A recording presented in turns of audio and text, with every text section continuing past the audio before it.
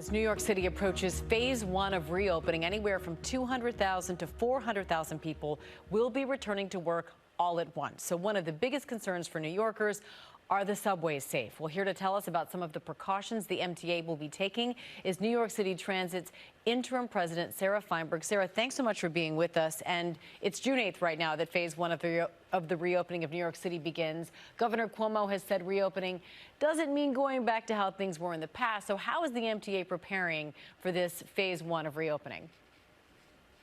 That's right. Well, it's good to be with you. So the first thing to know is we've been planning for this reopening since the beginning. So we've been planning for this now for many, many weeks. The first thing that we've been doing is cleaning and disinfecting the system. So we now clean and disinfect the stations twice a day, and we clean and disinfect all of the fleet of rail cars multiple times a day. So we're doing everything we can to make sure that the cars and the stations and the buses that people will be getting on are as clean and safe as possible.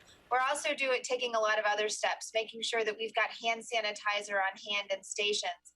You know, masks will absolutely be required, but we'll also have a few masks on hand for those who, you know, for that first day or two forget their mask at home. So we're trying to do everything we can to both make sure that the system is as safe and clean as possible and also communicate with our riders about what they can do to keep themselves safe. Yeah, and Sara, as you point out, it was the first time in New York City history that the subway system shut down for those cleanings, but it has certainly been hitting the papers here in New York, the homeless problem that has erupted in the wake of this coronavirus crisis. What are you doing long term to try and deal with that situation?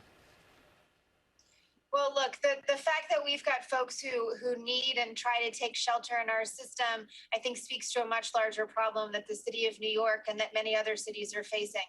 But, you know, we run a transportation system, we run a transit system, and while we do our best to offer social services where we can, that's not what our job is, and it's really not what we should be doing, because that's not what we're good at, right? So we count on the city to provide the social services to those who are experiencing homeless, and we make sure that all of the riders leave the system every single night. The system closes down, we surge into the system and do a huge amount of cleaning, and then when we reopen at 5 a.m., the system is really clean and disinfected for everyone. Sara, as a loyal subway rider for all of these years, 15 years I've lived in this city, I know how busy it gets. Yes, I'm a big fan. Fastest way to get around the city. But the morning and the evening rush hours, we're packed in very closely together on those subway cars. So even if masks are required for riders, are there officers that will be enforcing social distancing? How will you handle this? Will you hand out free masks to those who don't have them? Right. Spoken like a true New Yorker who uses the system just like I do. You're right. So New Yorkers are used to being absolutely packed like sardines into subway cars in the morning and in the afternoon rush. That's never ideal. And so what we're going to be telling people is you've got to be vigilant about your mask usage, and you should put as much distance between you and the next person, you and other passengers, as possible. Obviously, 6 feet is ideal.